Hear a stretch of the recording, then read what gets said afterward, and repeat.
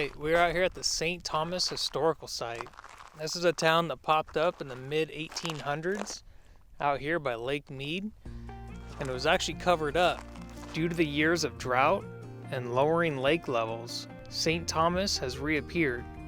In 1865, Thomas Smith and nearly a dozen Mormon men and women arrived at the confluence of the Virgin and Muddy Rivers to build the community of St. Thomas. Brigham Young, president of the Church of Jesus Christ of Latter-day Saints, called for a settlement along the freight route from the Colorado River to Salt Lake City. The Colorado River was just 23 miles to the south. St. Thomas struggled to survive in the early years, but the settlers were hardy and with a determined spirit set about establishing this Mormon settlement in the middle of the Mojave Desert. By 1866, 45 families were building homes and planting crops in the Muddy River Valley.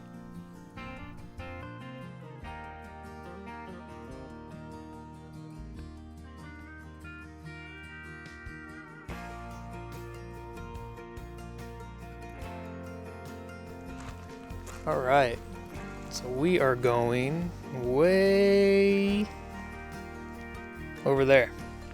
So this is a 2.5 mile loop. And if you're going to come out here in the summer, definitely wear sun protection and bring lots to drink, because it gets hot out here. Long before the Mormons came to the Muddy River Valley, Native Americans grew corn, beans, squash, and cotton along the river as early as 900 AD, which supplemented a diet of wild plants and animals. By the late 1800s, settlers were planting a variety of grains, melons, and fruit trees, which flourished after the irrigation system was completed. Vegetable gardens provided much-needed food for the hard-working families in the valley. Initially, the settlers of St. Thomas thought they were in Utah or Arizona territories, as the boundary lines were not well defined. December 19, 1870, a boundary survey determined that St. Thomas was actually in Nevada. County tax collectors demanded settlers pay several years of back taxes in gold or silver coin immediately. The settlers had little faith that the tax payments made to Nevada would be used responsibly.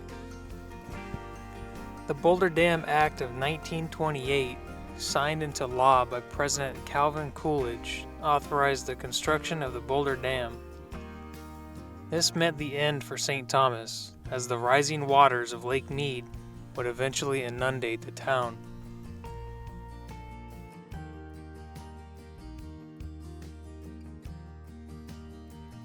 St. Thomas was a major stop along the Arrowhead Trail. The Arrowhead Trail was the first designated automobile route between Salt Lake City and Los Angeles. The hard work of maintaining the road often fell to the residents. They agreed to rake more than 100 miles of this dirt road to keep it in good condition throughout the year. The Arrowhead Trail was considered an all-weather road, as its route stayed at lower elevations so it did not have to close in the winter. This allowed the local economy to prosper.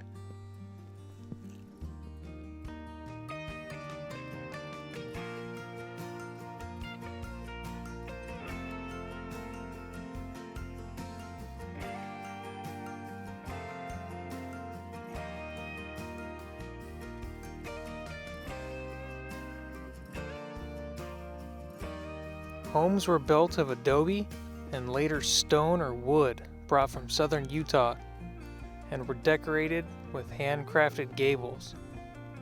Surrounded by hedges and cottonwood and other shade trees, St. Thomas was a peaceful little town.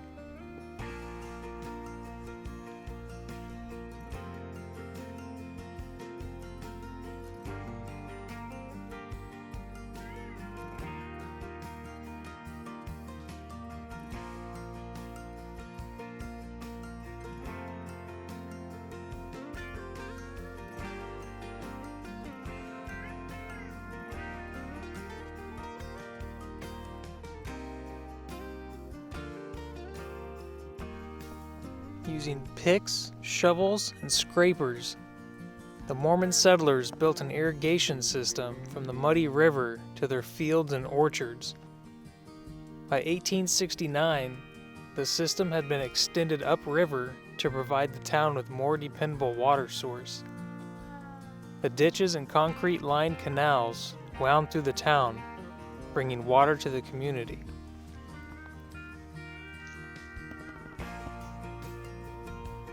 Located throughout town, cisterns allowed people to draw buckets of water for their daily use. Each held a several-month supply of water, which was filtered through charcoal and sand. The smallest member of a family was lowered into the cistern once a year to scrub the walls. Today, the cisterns, some up to 18 feet deep, are covered with iron gates for safety reasons.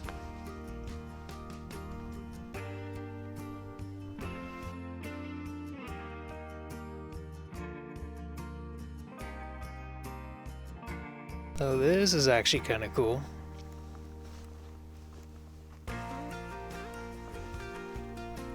Looks like an old small block Chevy.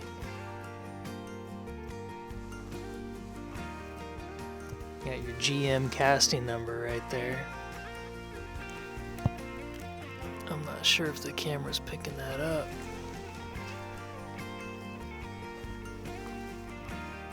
So that has wire cable around it. So that is probably something from the lake and not necessarily St. Thomas.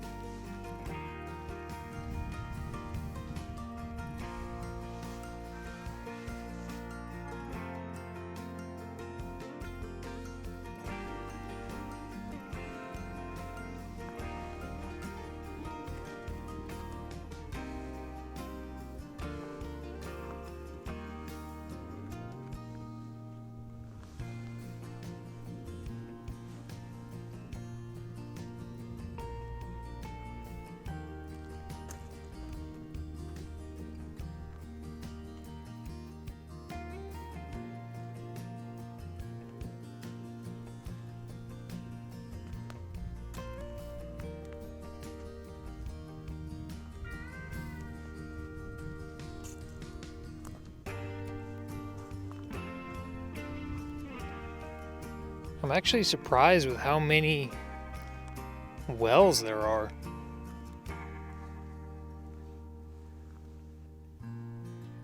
It's actually pretty impressive.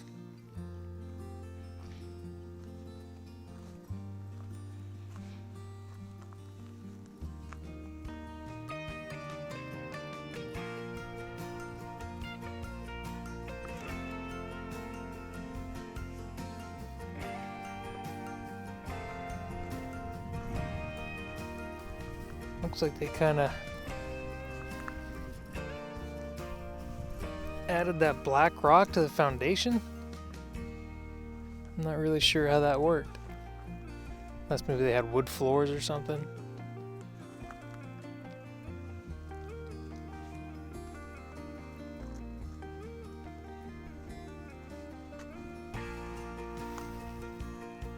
There's the step getting into the house.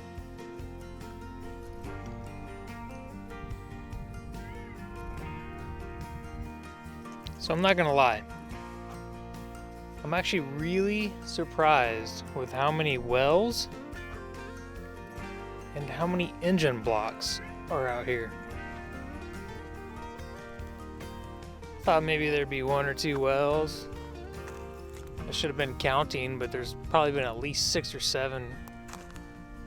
There's another engine block. That one is not a Chevy.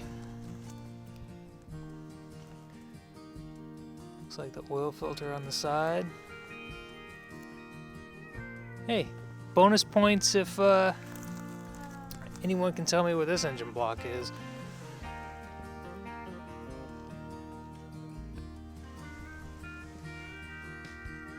Got some small bores on it.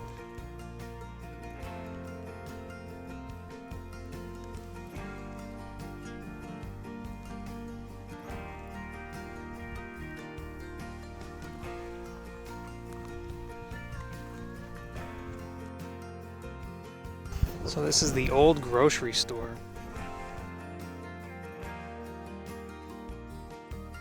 Farming and ranching were the main occupations over the years, although a few businesses did spring up along the dusty roads of St. Thomas.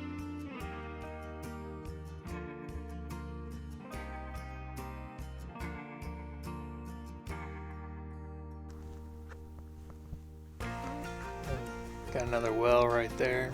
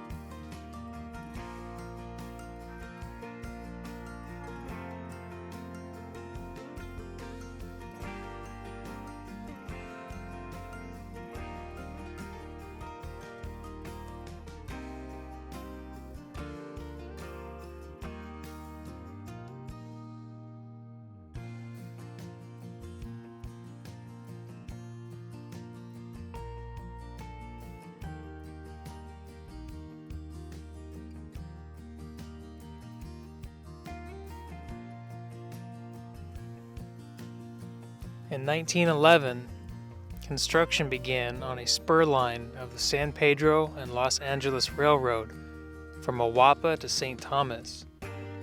Upon completion, trains arrived in the community pulling boxcars filled with commercial goods and refrigerated cars filled with ice for household use.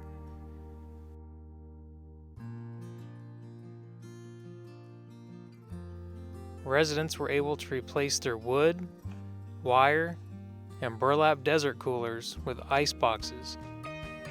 Trains departed the valley with shipments of ore and salt from the outlying mining areas, along with fresh cantaloupes, watermelons, and other farm products for sale elsewhere.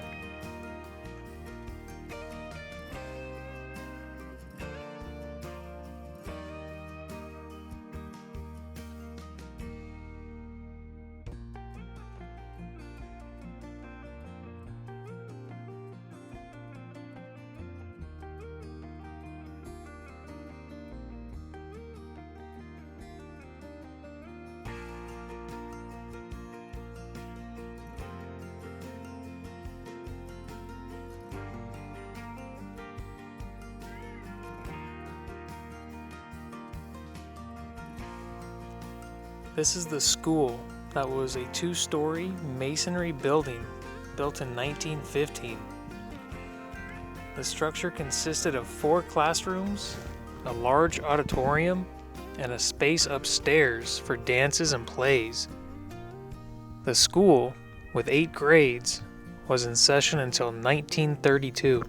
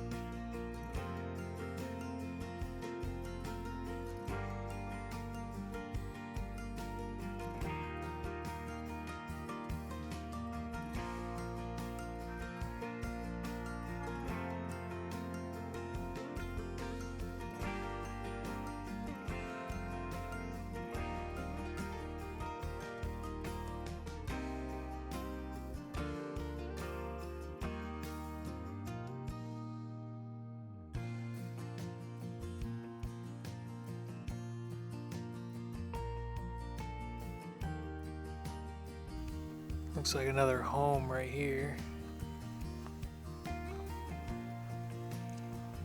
Super impressed with how many wells there are out here.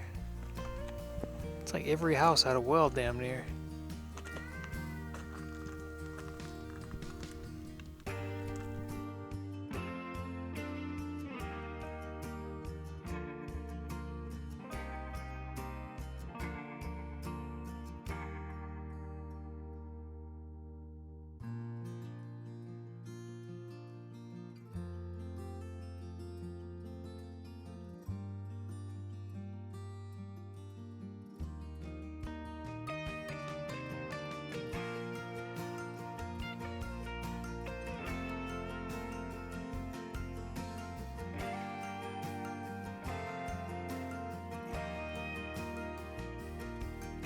So this right here is the Gentry store.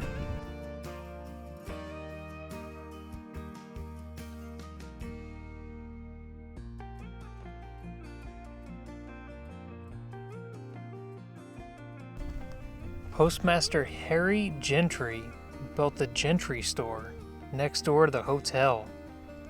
This was a daily stop for most residents who bought goods and shared news while waiting for the mail to arrive at the post office.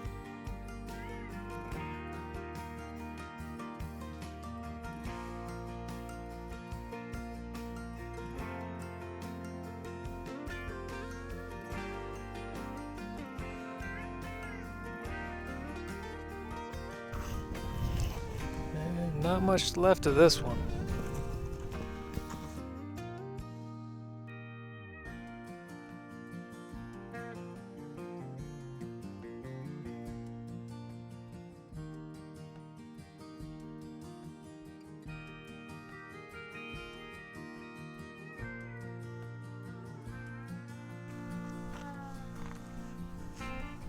The influential Gentry family owned and operated the 14-room hotel, where it is reported that several governors and senators, as well as President Calvin Coolidge, enjoyed the amenities of this thriving establishment.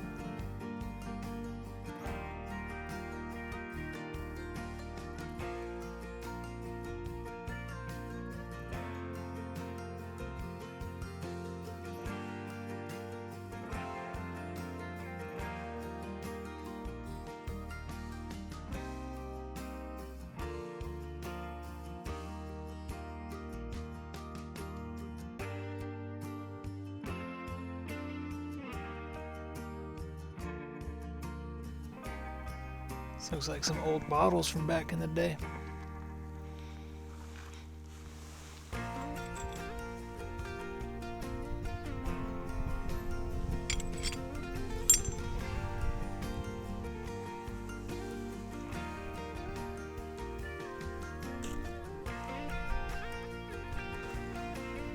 So the Gentry family must have been living pretty large out here, because this is their old home. And this thing looks better built than the schoolhouse.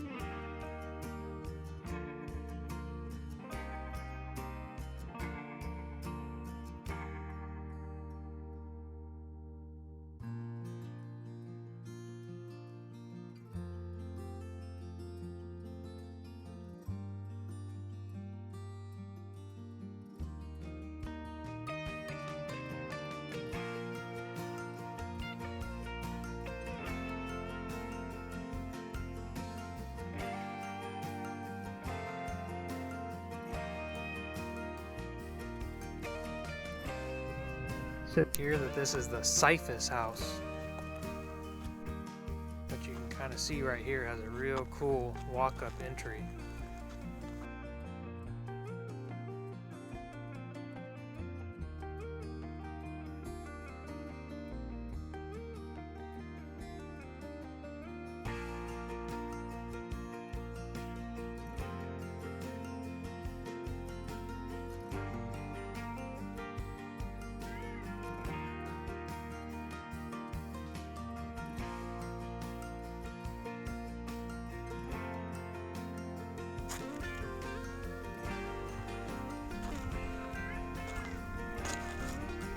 See how they built these things.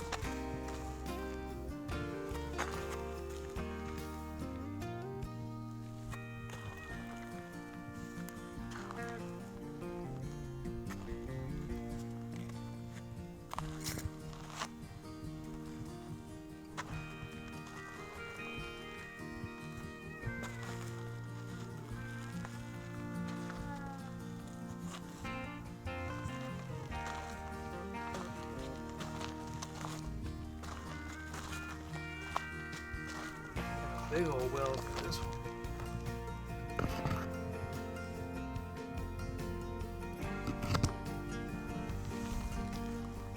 Alright guys, I hope you enjoyed this little adventure. I don't know if I would drive across the country to come see this, but if you're in the area of southern Nevada, southern Utah, Lake Mead, probably be worth it. It's kind of cool, but there's not too much left except for old foundations and stuff like that. So just keep that in mind. But it's cool out here.